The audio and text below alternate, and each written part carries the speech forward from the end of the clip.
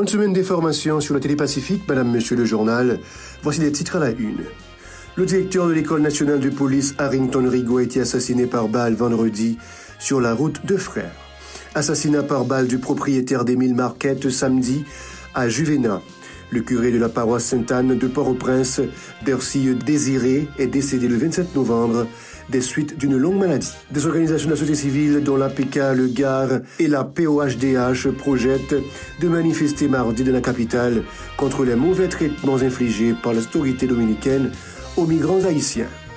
En prélude à la journée internationale de la lutte contre le sida le 1er décembre, le Foyer national des positifs du VIH-Sida organisera à Port-au-Prince une séance de formation le 29 et 30 novembre à l'intention des Sidéens. Ces titres et bien d'autres vous seront développés après la pause. Si vous jugez que cette vidéo est intéressante, n'hésitez pas à liker et partager la vidéo. Et surtout, n'oubliez pas de vous abonner à cette chaîne et activer la cloche de notification pour ne pas louper aucune de nos vidéos. De retour, Madame, Monsieur, comme annoncé en titre, la machine infernale de l'insécurité poursuit sa course, semant ainsi le deuil et la désolation dans les foyers. Même les cadres de la police nationale sont victimes de la violence des gangs armés. En effet, les bandits ont abattu le directeur de l'École nationale de police, Harrington Rigaud, vendredi, sur la route de Frères à Pétionville. Selon les premières informations, il revenait d'un supermarché quand il a été lâchement tué. Dans la même veine, sachez que le propriétaire d'Émile Marquette a été assassiné samedi soir à Juvénat, toujours dans la commune de Pétionville. Les malfrats ont emporté la voiture dans laquelle se trouvait la victime. Il faut aussi indiquer que le présumé chef de gang de la Saline, Alectis Serge Renel, alias T Junior, a été abattu par balle vendredi par ses acolytes. Le curé de la paroisse Sainte-Anne de Port-au-Prince, Dercy Désiré, est décédé le 27 novembre des suites d'une longue maladie. Le défunt était souffrant, a indiqué l'archidiocèse de Port-au-Prince. C'était un serviteur dévoué et infatigable qui a su garder sa foi jusqu'au bout, ont apprécié les responsables du clergé catholique. Des organisations de la société civile, de l'Assemblée des peuples de la Caraïbe APK, le groupe d'appui aux rapatriés réfugiés GAR et la plateforme des organisations pour la défense des droits humains POHDH projettent de fouler le macadam mardi dans la capitale en vue de dénoncer les mauvais traitements infligés par les autorités dominicaines aux migrants haïtiens. Les protestataires prévoient de se rassembler sur la place de la Constitution dans l'aire du Champ de Mars pour se rendre devant les locaux du consulat dominicain à Pétionville en passant par le carrefour de l'aéroport et la route de Delma. Face au silence des autorités haïtiennes, ces structures appellent les autres pays de la région à se solidariser de la cause de nos compatriotes. À leur mi, Pierre Villus de la POHDH est au micro d'Esdra Jeudi et d'Estravensky des Rameaux. Nous avons demandé d'attirer l'attention de la communauté internationale, là, particulièrement le Conseil de l'homme de l'ONU. Et nous connaissons la République dominicaine qui est candidature du Conseil de l'homme 2023 et 2024-2026. Et nous croyons que le comportement n'est pas affiché là par rapport à les migrants haïtiens. Il est important qu'au niveau de l'ONU, nous fassions retrait, de remettre en question la candidature et la République dominicaine dans le Conseil de l'homme. Mais en même temps, nous voulons condamner à toute force le comportement irresponsable du gouvernement de facto qui est capable de montrer un silence par rapport à la souffrance, humiliation, compatriotes a subi et la caille voisine. Donc nous croyons que le comportement ça, nous montrons l'autre fois encore, nous avons des autorités qui, par souci de la situation et compatriotes à vivre, et qui ont l'autre fois encore n'ont pas assumé les responsabilités ou bien obligations qu'ils ont gagnées, à la fois obligation constitution obligation des instruments internationaux comme l'État pour être capable de protéger et capable de dire droit des citoyens haïtiens. Pour sa part, le dirigeant de la plateforme de plaidoyer pour un développement alternatif, Pabda Camille Chalmers, qui s'associe aussi à cette initiative, a salué la fermeture provisoire de la ligne frontalière de Wanamètre en signe de protestation contre l'attitude jugée barbare des agents de l'immigration dominicaine à l'encontre des migrants haïtiens. Le professeur Chalmers souligne que la République dominicaine est la grande bénéficiaire des relations économiques économique entre les deux pays. On l'écoute toujours au micro d'Ezra Jeudi et d'Estravensky des Rameaux. Ça a été fait pour être capable de bloquer le commerce transfrontalier. Parce que c'est une réponse adaptée, c'est une réponse qui t'a montré que son population qui est consciente de l'objectif fondamental du peuple, c'est défendre la dignité. Même si la fait dans le cadre côté que la paye des coûts sur le plan économique et sur le plan social. Donc je pense que c'est un geste extrêmement admirable et nous-mêmes nous applaudissons et nous condamnons le fait que le gouvernement haïtien est intervenu très rapidement pour être capable de débloquer les frontières là, au profit des investisseurs dominicains et au profit des commerçants dominicains. Nous pensons qu'effectivement, et sur le plan économique, il faut qu'on soit capable de l'autre politique frontalière, une politique côté que nous effectivement contrôler commerce et flux commercial de pays, côté que nous gagnons des investissements cohérents qui permettent de valoriser ça que Haïtien vend dans la dominicaine. Par exemple, nous exportons autour de 40 000 tonnes métriques d'avocats chaque année en République dominicaine, mais l'État n'a jamais appuyé producteurs avocats. La structure appelée Noussé Dorval condamne le laxisme des autorités judiciaires dans le cadre du dossier de l'assassinat du bâtonnier. 27 mois après sa mort brutale, le dossier est toujours au point mort, à fustiger Iswick Théophin. L'avocat a par ailleurs exprimé son opposition à l'arrivée de maître Jean-Joseph Lebrun à la tête de la Cour de cassation de la République. Iswick Théophin est au micro de Yasmine Sanon et d'Estravensky des Rameaux. 28 novembre 2022 fait 27 mois depuis bâtonnier Montferrier Dorval assassiné. 27 mois depuis le dossier ça devant la justice haïtienne. Mais ces 27 mois tout, pas aucune action posée dans le cadre de dossier ça. C'est dénoncer le laxisme et la volonté manifeste et calculée des autorités haïtiennes pour que le dossier ça disparaisse dans l'opinion publique nationale et internationale. Noussé Dorval ne va pas capable de passer sous silence.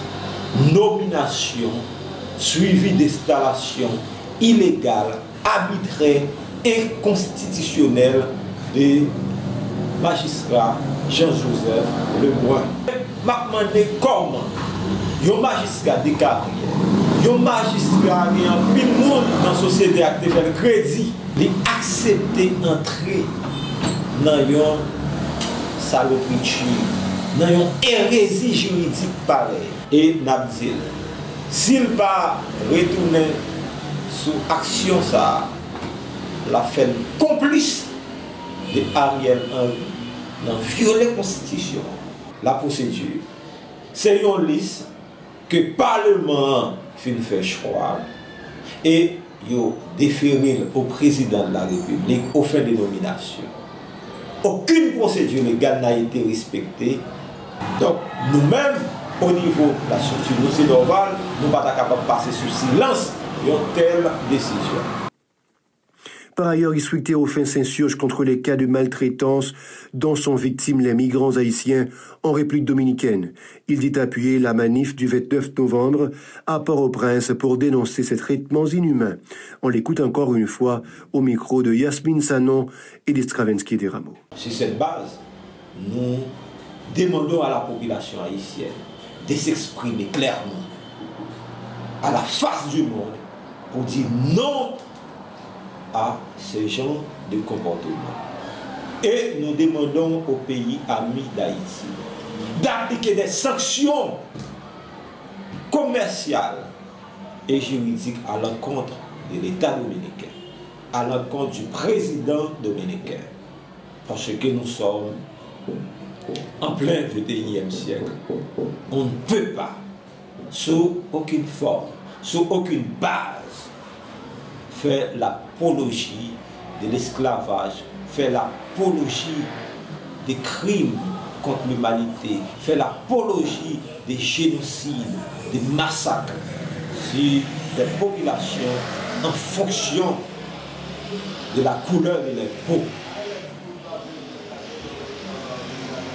Sur ce, nous demandons à la population haïtienne de participer activement et massivement demain à une marche contre l'agissement du gouvernement dominicain ainsi que le comportement esclavage, le comportement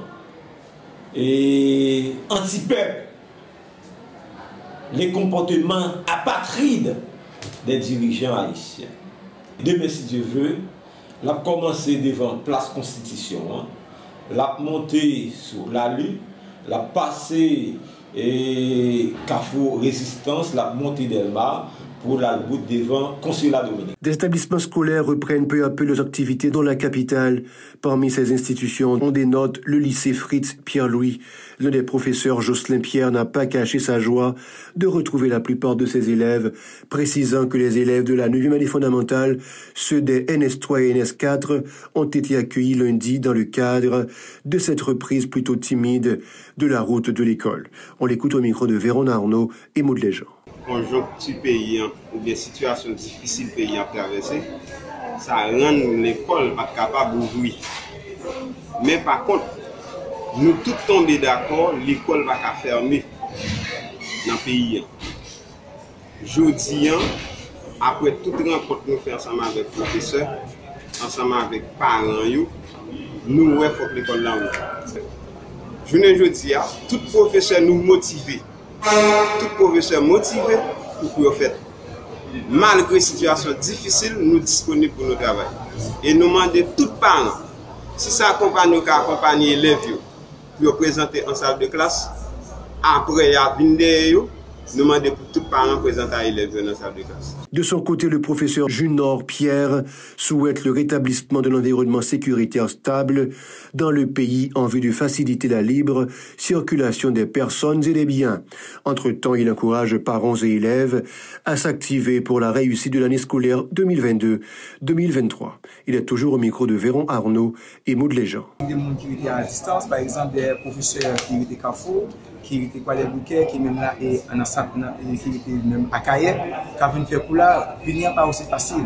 Si tu l'as posé, si tu question des essences la journée aujourd'hui, qui va appeler le problème. Et si nous regardons les marchés, comme le Pacifique on fait ça, marché dans marché, puis comment poser, on regarde avec les pauvres salaires qui n'a touché journée aujourd'hui, et c'est vraiment difficile pour nous professeurs. Et nous sommes capables de remarquer 3 mois avant ça, si nous regardons sur le marché combien de sacs d'hier à vendre, et avec le temps, dans moins que 3 mois, sacs d'hier passé à 1200, 1100 $, et ça nous toujours été même gens.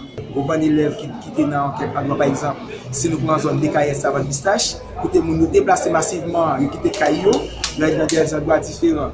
Donc, puisque nous quitter Caillou, pour venir à l'école, il va être difficile, mais notamment en tant que professeur qui habite dans la zone, moi j'étais dans la zone et Carrefour, et moi j'étais déplacé, c'est hier, moi obligé de rentrer dans la Caillou. Mais nous-mêmes, professeurs, nous motivés, nous avons envie de travailler. Déjà, nous-mêmes, si nous ne sommes pas à l'école, nous ne sommes pas professeurs. Et nous avons envie de faire ce travail-là. Mais ça qui gagne, nous ne pas trouver une ambiance pour travailler avec niveau de sécurité qui gagne, je ne dis pas. Surtout, professeurs, victimes en pile. Et ça, nous était même gens. Pour acheter dans la rue, ce n'est pas aussi facile. Donc, je pense que c'est un plaisir pour nous-mêmes, pour nous être capables de continuer à venir reprendre chez l'élévation. Mais maintenant de tout. L'Organisation Foyer National des Positifs du VIH-Sida, FONAPOVI, organisera à Port-au-Prince une séance de formation de 2 jours les 29 et 30 novembre à l'intention des Sidéens en prélude à la commémoration de la Journée mondiale de la lutte contre le sida le 1er décembre. Une activité qui sera réalisée en partenariat avec le Centre Geskio en vue de réitérer le soutien de ces structures aux personnes infectées et affectées par la maladie. Écoutons les précisions de la coordonnatrice de FONAPOVI, Daphné Delva, au micro de Hirsch Résil et Maud Léjean. Big panou, c'est confronter les gens qui vivent avec germes virus dans le sang, permettre de prendre des médicaments qui sont les ARV là très bien, et mener les gens qui fait imprudence, qui ne prennent pas de médicaments normal, c'est reconfronter eux. Mettez-vous sur un rail avec médicaments. C'est ça qu'il faut là pour le faire. Ok, pendant la première journée mondiale sida, que FONAPOVI créer cette activité ça pour nous faire moun yo sentir dans peau, pour nous faire sentir dans bien yo dans époque journée mondiale sida. Bon, FONAPOVI nous connaissons parce que nous faisons apparition pendant nous avons 2 ans, premier 2 ans, on fait nos 2 ans. Apparition nous Si vous connaissez demander pour nous jeunes que nous pas gain gros bagaille quand même. Je pense que la presse a bon un petit coup de caméra et n'a dit merci avec Gestio qui fait gros effort ça pour moi aujourd'hui pour nous joindre la mangeaille ça yo pour nous bailler avec patient yo. Et m'a dit faut la bas comme applaudissement pour Gestio pour moi que pour nous remercier Gestio. Pour sa part, la patiente à Lourdes, Basile, a salué cette démarche. Elle en a profité pour dénoncer les retombées néfastes de la crise globale sur le traitement des sidéens.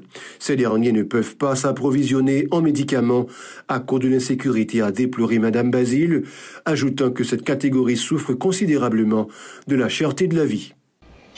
Qui ça me fait? Quitte nous jeunes manger, quitte mal manger, on boit des médicaments. Actuellement, on a la sécurité à Côte d'Ivoire.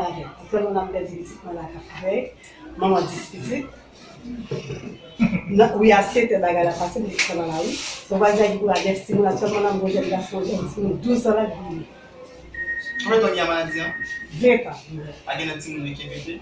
Des bagages qui sont normaux. On a des médicaments régulièrement, il y a un gestion. Le stimulant gestion, là, c'est stimulant normalement. Le 4 bagages. Je suis en pile pour les médicaments vraiment. Mais qui ont fait des stimulants? Ça fait des stimulants et c'est problème différent. Guette et bien, après, c'est comme fait là qui fait bien pour ces médicaments. Les médicaments, et puis, la bonne, c'est une bonne parce que va vivre des champs avec des stimulants. C'est la fin de ce journal. Madame, Monsieur, restez branchés. Télépacifique pour la suite de la programmation.